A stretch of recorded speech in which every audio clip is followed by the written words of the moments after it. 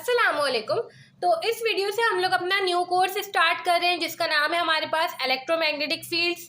जो हमारे पास इलेक्ट्रिक और मैग्नेटिक फील्ड्स होती हैं वो वेक्टर फील्ड्स होती हैं, जिसकी वजह से हमें सबसे पहले थोड़ा सा वेक्टर्स का इंट्रोडक्शन पढ़ना होगा। तो ये हमारे पास पहला चैप्टर है जो कि पूरा वेक्टर्स के बारे में। हमें ये बात पता है कि जो हमारे पास क्वांटिटीज़ होती हैं, क्वांटिटीज़ का मतलब ऐसी चीज़ें जिन्हें हम मेजर कर सकते हैं, वो दो तरीके की होती हैं। ठीक है, एक होती है स्केलर और एक होती है वेक्टर। स्केलर्स वो क्वांटिटीज़ होती हैं जिनको डिस्क्राइब करने के लिए हमें किसी और चीज़ की नीड नहीं है, बल्कि सिर्फ एक हमारे पास रियल नंबर होना चाहिए, चाहे वो पॉजिटिव हो या नेगेटिव हो। फॉर एग्जांपल अगर मैं मास की बात करूं तो मैंने कह दिया मास 20 kg है, तो अब मुझे और कोई चीज़ नहीं चाहिए मास को डिस्क्राइब करने के लिए। ठीक है, वजन की कोई डायरेक्शन नहीं होती और कुछ नहीं होता। ठीक है, तो स्केलर हो गया हमारे पास। वेक्टर ऐसी क्वांटिटीज होती हैं जिनको डिस्क्राइब करने के लिए मैग्नीट्यूड भी चाहिए, मतलब वो रियल नंबर भी चाहिए आपको, और इसके साथ साथ डायरेक्शन भी चाहिए। फॉर एग्जाम्पल अगर फोर्स की बात करें तो 20 न्यूटन की फोर्स कहीं पे लग रही है। ठीक है, अब 20 न्यूटन जो है ये पूरी बात नहीं है। अभी मैंने अपने जुमले में ही कह दिया कि कहीं पे लग रही है, तो कहाँ पे लग रही है, किस डायरेक्शन में लग रही है, ये होना ज़रूरी है आपके पास। ठीक है, तो ये हमारे पास वेक्टर्स कहलाते हैं। अब देखिए स्केलर जो होते हैं वो अपने आसपास स्केलर फील्ड जनरेट करते हैं, और जो वेक्टर होते हैं वो वेक्टर फील्ड जनरेट करते हैं। कैसे? फॉर एग्जांपल अगर मैं बात करूँ टेम्परेचर की, तो टेम्परेचर भी एक स्केलर है। टेम्परेचर को भी कोई डायरेक्शन नहीं चाहिए। ठीक है, तो एक अगर बाउल ले लिया हमने, ठीक है, अब उस बाउल का temperature for example 40 degree centigrade है, तो उस बाउल में उस टेम्परेचर की एक फील्ड बन गई है जिसे हम कहेंगे स्केलर फील्ड। ठीक है, इसी तरीके से जो वेक्टर्स होते हैं वो भी अपने दरमियान में कोई वेक्टर फील्ड बना लेते हैं। फॉर एग्जांपल हम अगर अर्थ की बात करें तो अर्थ के ऊपर ग्रेविटेशनल फील्ड्स हैं, मैग्नेटिक फील्ड्स हैं, तो ये सारी हमारे पास वेक्टर फील्ड्स होती हैं। ठीक है, अब हमें थोड़ी सी कैलकुलेशन की बात करनी चाहिए। हमने अभी तक जो अलजबरा पढ़ी है उसमें जो हम एक्स वाई जेड वेरिएबल्स पढ़ते थे वो हमारे पास सारे स्केलर्स होते थे। अब हम स्टार्ट कर रहे हैं वेक्टर अलजबरा। थोड़ा सा देखेंगे कि इसमें हमारे पास किस तरीके से चीज़ें ऐड होती हैं, सब्ट्रैक्ट होती हैं। ठीक है, अब फॉर एग्जाम्पल अगर मेरे पास दो वेक्टर्स हैं ए और बी, हमें ये बात पता है कि मुझे अगर वेक्टर बनाना हो तो मैं इस तरीके से बनाती हूँ एरो। ठीक है, ये हमारे पास हेड होता है, ये टेल होती है, ये मैंने एक ए वेक्टर बना दिया। इसी तरीके से मैंने यहाँ पे एक बी वेक्टर बना दिया। अब मुझे क्या करना है कि इन दोनों वेक्टर्स को ऐड करना है। तो दो वेक्टर्स को ऐड करने के लिए हमारे पास एक लॉ यूज होता है जिसे हम लोग कहते हैं पैरेललोग्राम लॉ। क्या होता है, आपने सबसे पहले ये जो बी वेक्टर बनाया इसके जैसा एक पूरा, जितनी इसकी लेंथ है उतनी उसकी लेंथ यहाँ पर आपने प्लेस कर दिया। इसी तरीके से आपने जो ए वेक्टर बनाया है आपने ये इधर प्लेस कर दिया। ये ऑरिजिन से इधर आप ज्वाइन करें। ठीक है, ये जो आपने बनाया ये इसका रिजल्टेंट है, ये ए प्लस बी है। ठीक है, अब ये हुआ कैसे? हुआ ऐसे कि भाई ये जो बी वेक्टर है ये भी बी वेक्टर है ना, सेम वेक्टर था, ये ए है तो ये भी ए है। अगर आपके पास दो वेक्टर्स हो ए और इसके साथ बी, तो आप एक की टेल को अगर दूसरे के हेड से ज्वाइन कर दे तो आपके पास उनका रिजल्टेंट आ जाता है। ठीक है, तो ये हमारे पास पैरेललोग्राम लॉ होता है। अब देखिए अगर मैं इनको ऐड कर रही हूँ तो मेरे पास यहाँ पे कुछ लॉ जो है वो प्रूफ हो जाएंगे। कैसे? अगर मैंने ए को बी में ऐड किया या बी में ए को ऐड किया तो देख ले दोनों जो आंसर है वो सेम है, तो ए प्लस बी बराबर हो जाएगा बी प्लस ए के। ये हमारे पास जो रूल है इसको ये प्रूफ करता है कॉम्यूटेटिव लॉ। ठीक है, ये हमारे पास कहलाता है कॉम्यूटेटिव लॉ। इसी तरीके से जो वेक्टर्स होते हैं वो एसोसिएटिव लॉ ऑफ एडिशन को भी प्रूव करते हैं, मतलब ए प्लस बी प्लस सी बराबर हो जाएगा ए प्लस बी प्लस सी। मतलब आप अगर दो वेक्टर्स को ऐड करें फिर उसमें तीसरा वेक्टर ऐड करें, या फिर आप अगर दो वेक्टर्स को ऐड करें फिर उसमें तीसरा करें, इस तरीके से करें, इस तरीके से करें, तो आपके पास दोनों बातें सेम है। अब अगर आपको सब्ट्रैक्शन की बात करनी हो तो सब्ट्रैक्ट करने के लिए कोई नई चीज़ नहीं होती। अगर फॉर एग्जाम्पल मुझे ए माइनस बी करना है, ठीक है, तो इसके लिए कोई अलग से कोई लॉ नहीं है। आपने सिंपल क्या करना है, ए प्लस माइनस बी, जो बी वेक्टर आपको गिवन है उसकी डायरेक्शन अपोजिट कर दें तो वो उसी वेक्टर का माइनस बन जाता है। ठीक है, तो आपने डायरेक्शन अपोजिट करी फिर उसको ऐड कर देना है इस लॉ के लिहाज से। कैसे? फॉर एग्जांपल आपके पास यहाँ पे बी है, इधर आपके पास ए है, आपने ए प्लस माइनस बी मतलब ए माइनस बी करना है, तो सिंपल बी को माइनस करेंगे कैसे, यहाँ पे बना लेते हैं बी, हो गई अपोजिट डायरेक्शन। अब वही रूल यहाँ पे फॉलो करें, ये ऐसे, ये हमारे पास इसका रिजल्टेंट। तो इस तरीके से करके हमारे पास यहाँ पे सब्ट्रैक्शन हो जाएगी। मल्टीप्लिकेशन की बात करें तो अभी हम वेक्टर को मल्टीप्लाई करने की बात नहीं करेंगे, अभी हम वेक्टर से स्केलर मल्टीप्लाई करने की बात करेंगे, ठीक है। तो अगर कोई वेक्टर है, मैं उससे कोई स्केलर मल्टीप्लाई कर रही हूँ, अगर वो स्केलर पॉजिटिव है तो उस वेक्टर का सिर्फ मैग्नीट्यूड चेंज होगा, अगर वो स्केलर नेगेटिव है तो उसका मैग्नीट्यूड भी चेंज होगा और डायरेक्शन भी चेंज होगी, क्योंकि हमने देखा अगर हम नेगेटिव लगाते हैं तो डायरेक्शन चेंज हो जाती है वेक्टर की, ठीक है। इसी तरीके से अगर मैं डिवीजन की बात करूं, मुझे फॉर एग्जांपल ए वेक्टर को के से डिवाइड करना है, तो डिवीजन के लिए कोई अलग सी चीज़ नहीं बल्कि वही मल्टीप्लिकेशन वाली चीज़ फॉलो होगी। कैसे, आपने सिंपल उसके रेसिप्रोकल से मल्टीप्लाई कर देना उस वेक्टर को। तो ये हमने सिंपल एडिशन, मल्टीप्लिकेशन, सब्ट्रैक्शन वगैरह देख लिया। अब हम रेक्टेंगुलर कोऑर्डिनेट सिस्टम जो है वो स्टार्ट करते हैं। अब देखिए, वेक्टर्स को डिस्क्राइब करने के लिए हमें एक सिस्टम की नीड हुआ करेगी।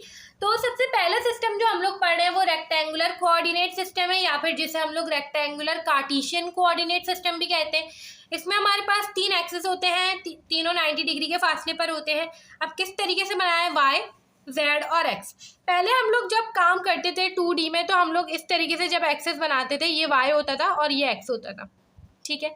मगर क्योंकि यहाँ पर z जो है वो ज़्यादातर हाइट को रिप्रेजेंट कर रहा होता है, इसलिए हम लोग जो वर्टिकली एक्सेस बना रहे होते हैं वो z होता है, ये y होता है और ये x होता है, ठीक है। बाकी आप कोई सा भी बना सकते हैं। अब ये हमें इस तरीके से समझ में नहीं आ रहा, तो आपने सिंपल क्या करना है, फॉर एग्जाम्पल मुझे यहाँ पे कोई पॉइंट लोकेट करना है, तो इसके लिए मुझे पहले सिस्टम को ठीक से समझना पड़ेगा, ये किस तरीके से, ये प्लेन तो समझ में आ रहा है, ये जो एक्स है ना ये बाहर की तरफ बना हुआ है। अब क्योंकि रजिस्टर में बाहर की तरफ 3D तो बना नहीं सकते, तो इसलिए इसको ऐसे बनाते हैं। अब ये समझने के लिए, अच्छी विजुअलाइजेशन करने के लिए हमें क्या करना है, ये XY प्लेन है, ठीक है। तो इसको आप क्या करें, जैसे Y बना हुआ है ना बिल्कुल ऐसे एक लाइन बनाएं, इसी तरीके से जैसे x बना हुआ है बिल्कुल वैसे एक लाइन बनाए। अब ये ऐसे तस्वुर करेंगे, जो एक कमरा है ना, कमरे की जमीन वाला जो हिस्सा है वो है XY प्लेन है, यहाँ पे कोई हाइट नहीं है, यहाँ पे Z 0 है, ठीक है। x और y की वैल्यूज हुआ करेंगे यहाँ पे सिर्फ। इसी तरीके से अगर मैं XZ प्लेन का हूँ तो Z के जैसी एक लाइन इधर बनाए और x की जैसी एक लाइन इधर बनाए। अब वो जो कमरा है उसकी एक दीवार ये है, ठीक है। इसी तरीके से सामने वाली दीवार बनाएंगे। अब ये YZ प्लेन है तो Z की जैसी एक लाइन बनाए और Y की जैसी एक लाइन बनाए। ये पीछे वाली दीवार है, आगे वाली नहीं, पीछे वाली है, ठीक है। देखें, अब ये बना लिया कमरा, मगर अभी भी हमें सही से समझ में नहीं आ पा रही चीज़ें, ये कमरा किस तरीके से क्या है। ये कमरे का पीछे वाला कोना है, ठीक है, जिसे हम लोग ऑरिजिन कह रहे हैं, जिसपे तीनों एक्सिस मीट कर रहे हैं, ठीक है। 0 0 0 यहाँ पे। अब ये सही से अभी समझ में नहीं आ रहा, तो जैसे पीछे वाली दीवार है, आगे भी कमरे के वैसी दीवार होती है, तो आगे कैसे बनाएंगे, ये जैसे आपने Y बनाया ना, ये Y बनाए, ठीक है, और बिल्कुल ऐसे ही X बनाए। अब ये आगे वाला, ये पीछे वाला, ठीक है। ऊपर से एक हमारे पास ऊपर भी छत होती है, तो ये हमारे पास ऊपर वाली छत हो गई, सही है। कुछ इस तरीके से अब कोशिश की है हमने। अब देखें, अगर फॉर एग्जांपल मुझे यहाँ पे कोई पॉइंट को लोकेट करना है तो मैं किस तरीके से करूँगी, क्योंकि पूरे कोर्स में हम लोग पॉइंट्स को लोकेट कर रहे होंगे, तो पॉइंट लोकेट करना आना चाहिए। अभी वेक्टर की बात नहीं करी, अभी सिर्फ एक पॉइंट की बात करें। फॉर एग्जाम्पल मेरे पास एक पॉइंट है P1 2 3, जो कि मुझे यहाँ पे लोकेट करना है। 1 का मतलब है कि x की जो वैल्यू है वो 1 है। अब क्योंकि x ये बाहर की तरफ है, तो x की वैल्यू 1 कैसे शो कर सकते हैं, ये एक 1 वैल्यू हो गई, ये 2 वैल्यू हो गई, ये 3 वैल्यू हो गई, तो 1 2 3 ये 1 हो गई, सही है। इसको आप ये सीधा बनाएं पूरा। y की वैल्यू 2 है, y की वैल्यू 2 है। अब क्योंकि अब कोई चीज़ सीधी तो रही नहीं है, सारा आपने 3D में बनाना है, तो आपने y की वैल्यू यहाँ पे 1 होगी, इधर 2 होगी। x की वैल्यू 1, y की वैल्यू 2, यहाँ पर x की वैल्यू 1 है, y की वैल्यू 2 है। ये सिर्फ लिखने के लिए, अभी समझाने के लिए लिखा है यहाँ पे, ठीक है। इसी तरीके से अगर हम लोग जो चीज़ देख रहे हैं वो XY Z देख रहे हैं, ठीक है, तो ज़मीन पर नहीं है ये पॉइंट, मैंने अभी ज़मीन पर बनाया है, ठीक है, क्योंकि मैंने सिर्फ अभी 2 पॉइंट्स लोकेट किए, ये हवा में क्योंकि 3, तो Z की वैल्यू 3 फॉर एग्जाम्पल यहाँ पर है, तो आपने क्या करना है, उतना ही ऊपर चले जाना है, 1 2 3, तो सिंपल ये हमारे पास यहाँ पर लोकेट करेगा पॉइंट। P पॉइंट यहाँ पर होगा, यहाँ पे है P1 2 3, ये कुछ ऐसे है, ये देखें, ये सब हवा में, ठीक है। तो इस तरीके से हम लोग यहाँ पर कोई भी पॉइंट लोकेट कर सकते हैं। ये पॉइंट लोकेट करने का तरीका हुआ करेगा जिसे हम लोग फॉलो कर रहे होंगे, ठीक है। अब हम लोग थोड़े वेक्टर्स की बात कर लेते हैं। वेक्टर्स को लोकेट करते हैं रेक्टेंगुलर कोऑर्डिनेट सिस्टम में। अब देखिए वेक्टर्स के बारे में कुछ चीज़ें देख लेते हैं। मैंने यहाँ पे जो है 3 एक्सेस बना लिए और मैंने यहाँ पे एक वेक्टर को लोकेट कर दिया है जिसका नाम है आर, ठीक है। अब देखिए हर वेक्टर को 2 चीज़ें चाहिए होती हैं, एक होता है मैग्नीट्यूड और एक होता है डायरेक्शन। मतलब इस आर वेक्टर का एक मैग्नीट्यूड हुआ करेगा और एक डायरेक्शन, ठीक है। तो ये जो आर वेक्टर है इसके लिए मुझे 2 चीज़ें चाहिए, मैग्नीट्यूड और डायरेक्शन। याद रखें कोई भी वेक्टर 3 हिस्सों से मिलके बनेगा, ठीक है, रेक्टेंगुलर सिस्टम में। कैसे? एक एक्स का हिस्सा, एक वाई का हिस्सा और एक जेड का हिस्सा। यहाँ पर भी हमने यही किया था। जब मैं यहाँ पे पॉइंट लोकेट कर रही थी तो मैंने एक्स का 1, वाई का 2, जेड का 3, इन तीनों चीज़ों को मिलाया तो मुझे ये एक पॉइंट मिला। इसी तरीके से आर वेक्टर के लिए मैं एक्स का वेक्टर, वाई का वेक्टर, जेड का वेक्टर मिलाऊंगी तो मुझे आर मिल जाएगा। अब कितना कितना वो इस आर के ऊपर डिपेंड करता है ना, जैसे 1, 2, 3 के ऊपर ये पॉइंट डिपेंड करा, ठीक है। अब देखें एक्स, हमें पता है वेक्टर के लिए 2 चीज़ें चाहिए होती है, मैग्नीट्यूड और डायरेक्शन। तो ये जो तीनों वेक्टर्स हुआ करेंगे एक्स, वाई, जेड, इनकी डायरेक्शन हमें पता है। एक्स की डायरेक्शन इस तरफ है, वाई की डायरेक्शन इस तरफ है, जेड की डायरेक्शन इस तरफ है। तो किसी भी वेक्टर की डायरेक्शन उसका यूनिट वेक्टर बताता है, ठीक है। मतलब कि डायरेक्शन को शो करने के लिए हम लोग एक और वेक्टर का यूज़ करते हैं जिसका नाम होता है यूनिट वेक्टर। एक्स का यूनिट वेक्टर एक्स की डायरेक्शन में होता है, वाई का वाई की डायरेक्शन में, जेड का जेड की डायरेक्शन में, ठीक है। तो सिंपल, अगर मैं आर कहूँ या इसको एफ वेक्टर कहूँ तो एफ वेक्टर मेरे पास 3 हिस्सों से मिलके बना था, x vector, y vector, z vector. X की जगह इसका मैग्नीट्यूड एफ एक्स आ जाएगा और इसका unit vector a x. Y की जगह इसका मैग्नीट्यूड आ जाएगा और इसका यूनिट वेक्टर। जेड की जगह इसका मैग्नीट्यूड आ जाएगा और इसका यूनिट वेक्टर। ये चीज़ें मिलाकर हमारे पास एक वेक्टर फॉर्म होता है, ठीक है। अब देखिए फॉर एग्जाम्पल हमारे पास यहाँ पे इस तरीके से तो गिवन नहीं होती चीज़ें, ठीक है। जब क्वेश्चन आपको गिवन होगा तो आपको कोई ना कोई पॉइंट गिवन होगा। फॉर एग्जाम्पल 1, 2, 3 की बात ही कर लें तो आप बोलेंगे ये कैसा वेक्टर है, तो आपने सिंपल क्या करना है, वो पॉइंट लोकेट करना है। फॉर एग्जाम्पल वो पॉइंट इधर है और उसको ऑरिजिन से ज्वाइन कर लेना है, ठीक है। अब फॉर एग्जाम्पल यहाँ पे मेरे पास एक और पॉइंट होता इधर, ठीक है, ये भी एक वेक्टर है हमारे पास। अगर मुझे इन दोनों के बीच का डिस्टेंस निकालना है, ठीक है, या इन दोनों के बीच का वेक्टर निकालना है तो मैं कैसे निकालूंगी? हमें पता है हेड टू टेल रूल, ठीक है, अभी हमने पढ़ा था। आप ऐसे नहीं कर सकते कि ये हमारे पास हो गया क्यू, ये हो गया आर, आर प्लस क्यू बराबर हो गया ये वाले वेक्टर के, ऐसा नहीं हो सकता। हमें ये बात पता है कि हेड से टेल ज्वाइन होती है, तो ये हेड था, इससे मैंने एक टेल ज्वाइन करी जिसे मैंने आर और आर क्यू का नाम दे दिया, ठीक है। तो q plus r, r q बराबर हो गया मेरे पास इस वेक्टर के, तो ये हमारे पास हो जाएगा आर। तो आर क्यू अगर मुझे निकालना हो तो आर माइनस क्यू के बराबर हो जाएगा। तो इस तरीके से हम 2 वेक्टर्स के दरमियान की जो डिस्टेंस है वो भी निकाल सकते हैं, मतलब उनके दरमियान का वेक्टर भी निकाल सकते हैं। अब देखें अगर मैं बात करूं, मेरे पास एक वेक्टर है, बी वेक्टर है, तो उसके लिए मुझे 2 चीज़ें चाहिए, एक उसका मैग्नीट्यूड के लिए मैं ऐसे बार बनाया करूँगी, और एक उसकी डायरेक्शन मतलब कि ए बी। तो अगर मुझे यूनिट वेक्टर निकालना हो तो ए बी का फॉर्मूला हमारे पास क्या हो जाएगा, b vector divide by b का मैग्नीट्यूड। मैग्नीट्यूड कैसे निकालेंगे, इस लाइन का मैग्नीट्यूड कैसे निकालूं? हमें पता है अगर फॉर एग्जांपल मेरे पास इस तरीके का राइट एंगल ट्राइंगल होता था तो ये हाइपोटेन्यूज होता था, ठीक है। ऐसे हम लोग क्या करते थे, x square plus y square under root के अंदर, ऐसे ही वाला हिस्सा निकल जाता था। मगर यहाँ पे तो हम 3D की बात कर रहे हैं, तो यहाँ पे हमारे पास क्या हो जाएगा, एक्स स्क्वायर ऊपर बी वेक्टर, नीचे हो जाएगा x square plus y square plus z square. तो ये हमारे पास जो है इसका मैग्नीट्यूड होगा। तो इस तरीके से करके हमारे पास कुछ फॉर्मूलाज थे। अब हम इसका एक क्वेश्चन करके देख लेते हैं ताकि चीज़ें हमें सही से क्लियर हो जाएं। अब देखिए ये हमारे पास एग्जाम्पल 1.1 गिवन है। यहाँ पे हमें कह रहे हैं specify the unit vector extending from the origin towards the point. ये हमें पॉइंट गिवन है, ठीक है, इसका हमें यूनिट वेक्टर निकालना है। मतलब ये असल में एक वेक्टर है, ठीक है, मैं पूरा 3D नहीं बना रही, ये ओरिजिन से लेकर 2, -2 और -1 इस तरीके से। तो सिंपल ये वेक्टर हमारे पास कुछ ऐसा है, जी वेक्टर बराबर हो जाएगा, ये एक्स का कॉम्पोनेंट है तो 2, और एक्स की हमारे पास क्या हो जाती है, डायरेक्शन, जो कि ए एक्स होती है। इसी तरीके से ये वाई का मैग्नीट्यूड है तो वाई का मैग्नीट्यूड फिर ए वाई। इसी तरीके से ये हमारे पास जेड का मैग्नीट्यूड है -1 और ए जेड। ये हमारे पास ये वेक्टर है, ठीक है। अब हमें क्या निकालना है, इसका यूनिट वेक्टर निकालना है। मुझे एक बात पता है कि वेक्टर बराबर होता है उसका मैग्नीट्यूड इनटू उसका यूनिट वेक्टर, ठीक है। तो यूनिट वेक्टर हमारे पास बराबर हो जाता है vector divide bye its magnitude, ठीक है। मैग्नीट्यूड हम लोग कैसे निकालेंगे, जी का मैग्नीट्यूड निकल के आ जाएगा हमारे पास 2 का स्क्वायर प्लस माइनस 2 का स्क्वायर प्लस माइनस 1 का स्क्वायर। सिंपल ये हम लोग निकाल लेंगे, इसका आंसर हमारे पास 3 आ जाएगा।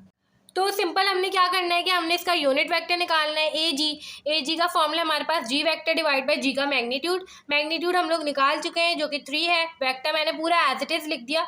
तो ये हम जब एलसीएम ब्रेक करेंगे तो 2/3ax minus 2/3ay minus 1/3az, ये हमारे पास इसका यूनिट वेक्टर निकल के आ गया। और अगर हमें इसका पॉइंट भी लोकेट करना हो तो हमने देखा बहुत ही ईजी है, ठीक है। इस तरीके से करके एग्जाम्पल 1.1 हमारे पास कंप्लीट हो चुकी है। अब हम इसकी ड्रिल प्रॉब्लम भी देख लेते हैं। अब देखेंगे हमारे पास ड्रिल प्रॉब्लम गिवन है, यहाँ पे हमें 3 पॉइंट्स गिवन है और बहुत सारे पार्ट्स हैं, हमें ये निकालना है। सबसे पहले जो है हमें m n p point given है, सबसे पहले हमें आर एम एन निकालना है, मतलब कि एम और एन के दरमियान वाला वेक्टर निकालना है। तो अभी हमने देखा था कि हम लोग आर एम और एन के दरमियान वाला वेक्टर कैसे निकाल सकते हैं। फॉर एग्जाम्पल ये मेरे पास एम है और ये मेरे पास एन है, ठीक है। अगर मुझे एम और एन के दरमियान वाला वेक्टर चाहिए तो मैं यहाँ पे एक ज्वाइन कर देती हूँ आर एम एन, मतलब कि जब मैं इसके हेड को और इसकी टेल को, इन दोनों को मैं ऐड करूँगी, m plus r m n करूँगी तो मुझे एन वेक्टर मिलेगा, ठीक है। तो इसमें आप लोगों ने कंफ्यूज नहीं होना, कहीं आप लोग एम और एन को ऐड करके आर एम एन निकालने की कोशिश करें, ऐसा नहीं होगा। ये आर एम एन अगर मुझे चाहिए तो इसके लिए ऐसी इक्वेशन बनेगी, ठीक है। तो आर एम एन बराबर हो जाएगा हमारे पास एन माइनस एम के। तो आपने सिंपल क्या करना है, सिंपल ये पॉइंट्स जो हैं इसमें से माइनस करने हैं। एन पॉइंट आपके पास है 3 में से माइनस करेंगे -1, तो माइनस करेंगे -1, फिर हो जाएगा -3, फिर माइनस करेंगे 2 और फिर हो जाएगा 0, फिर माइनस करेंगे 1। तो हमारे पास आर एम एन जो है उसकी वैल्यू आ जाएगी। अब क्योंकि ये आपके पास जो बुक में ना बोल्ड बना हुआ है तो इसका मतलब ये वेक्टर निकालना है आपने। तो आप अगर सिर्फ पॉइंट्स निकाल लेंगे और उसको ax ay az से शो करेंगे तो सिंपल हो जाएगा, ये मैग्नीट्यूड नहीं है, ठीक है। तो सिंपल आर एम एन हो जाएगा हमारे पास 3 माइनस माइनस प्लस, ये हो जाएगा 4, ये हो जाएगा -5 और ये हो जाएगा हमारे पास -1। अब इसको आप वेक्टर फॉर्म में कैसे लिखेंगे, 4ax minus 5ay minus az, ये पहला आंसर आपके पास निकल के आ गया। दूसरा कैसे निकालेंगे, आर एम एन और ऐड करेंगे उसमें आर एम पी। पी आपके पास क्या है यहाँ पे, पी आप ये वाला पॉइंट है, ठीक है। तो सिंपल पी में से पहले एम को माइनस करेंगे, पॉइंट निकाल लेते हैं। आर एम पी हमारे पास बराबर हो जाएगा -2 माइनस -1 -3 -2 -4 -1, ये हमारे पास हो जाएगा -2 + 1 -1, ये हो जाएगा हमारे पास -5 और ये हो जाएगा -5। सिंपल अब हमने क्या करना है, r m n plus r m p, इसको और इसको आपस में ऐड करना है। 4 में -1 ऐड करेंगे, मतलब 4 प्लस और ब्रैकेट में -1, कुछ इस तरीके से हो जाएगा। तो ये हमारे पास हो जाएगा 4 - 1 3, ये हो जाएगा -5 -5 -10 और ये हो जाएगा -1, ये हो जाएगा -6। इस तरीके से हमारे पास हो गया। अब क्योंकि ये भी हमारे पास बोल्ड फॉर्म में लिखा हुआ था, वेक्टर ही है, ठीक है। तो हमारा जो रिजल्ट आना चाहिए दोनों वेक्टर्स को ऐड करके वो वेक्टर होना चाहिए। तो आप सिंपल इसको वेक्टर की तरह शो करेंगे, 3ax minus 10ay minus 6az। अब देखें जो सी पार्ट हमें निकालना है वो हमारे पास आर एम का मैग्नीट्यूड है और ये जो आर एम है हमारे पास वो एक वेक्टर है, ठीक है। तो इस वेक्टर का हमें मैग्नीट्यूड निकालना है। अब आर को देख के आपको कंफ्यूजन हो सकती है कि ये आर हमारे पास क्या है। आर सिर्फ एक पोजीशन वेक्टर को रिप्रेजेंट करता है, मतलब कि कोई ऐसा वेक्टर जो आपके पास ऑरिजिन से स्टार्ट हुआ, मतलब एम वेक्टर जो ऑरिजिन से स्टार्ट हुआ है तो वो असल में आपके पास एम वेक्टर ही है, ठीक है, क्योंकि हम लोग एम वेक्टर को ऐसे ही रिप्रेजेंट करते हैं। तो सिंपल आपको उसका क्या निकालना है, मैग्नीट्यूड निकालना है। कैसे निकालेंगे, सिंपल है, आर एम का मैग्नीट्यूड ये हमारे पास हो जाएगा -1 का स्क्वायर प्लस 2 का स्क्वायर प्लस 1 का स्क्वायर। सिंपल आपने तीनों पॉइंट्स को स्क्वायर करके अंडर रूट के अंदर करना है, तो ये आपके पास आंसर आ जाएगा √6, जो कि जब आप सॉल्व करेंगे तो 2.5 आंसर आ जाएगा, ठीक है। अब हमारा जो डी पार्ट है वो है AMP, ठीक है, मतलब कि जो MP वाला वेक्टर है ये हमने निकाला था यहाँ पे, कहाँ पे, ये रहा, ठीक है, उसका आपको यूनिट वेक्टर निकालना है। तो यूनिट वेक्टर के लिए मुझे पता है AMP के लिए मैं यूनिट वेक्टर जो है ओरिजिनल उसको ऊपर रखूंगी, मतलब के -AX -5AY -5AZ और नीचे इसका मैग्नीट्यूड रखूंगी। मैग्नीट्यूड देख लेते हैं हम लोग क्या आएगा इसका। ये हो जाएगा हमारे पास -1 का स्क्वायर प्लस -5 का स्क्वायर प्लस -5 का स्क्वायर, नीचे आ जाएगा √51। तो ये आपके पास आंसर है, इसको आप सॉल्व कर सकते हैं। ठीक है, ई वाला पार्ट अगर देखें तो 2RP, मतलब कि जो हमारे पास P है इसको आपने 2 से मल्टीप्लाई करना है, तो 2RP हमारे पास बराबर हो जाएगा -4 3 2 6 -6 और -8 के। और इसी तरीके से 3RN, जो N वेक्टर है उसको आपने 3 से मल्टीप्लाई करना है, तो ये हो जाएगा 9 -9 और 0। सिंपल, दोनों को माइनस करेंगे और जो वेक्टर आएगा, ठीक है, एक वेक्टर आएगा उसका मैग्नीट्यूड निकालेंगे, तो आपके पास ई पार्ट का भी आंसर आ जाएगा। इस तरीके से करके हमने ड्रिल प्रॉब्लम 1.1 भी देख ली। आसान थी, कोई इतना मसले की बात नहीं थी। अब नेक्स्ट वीडियो से जो आगे के प्रॉब्लम्स होंगे हम लोग उनको स्टार्ट कर रहे होंगे।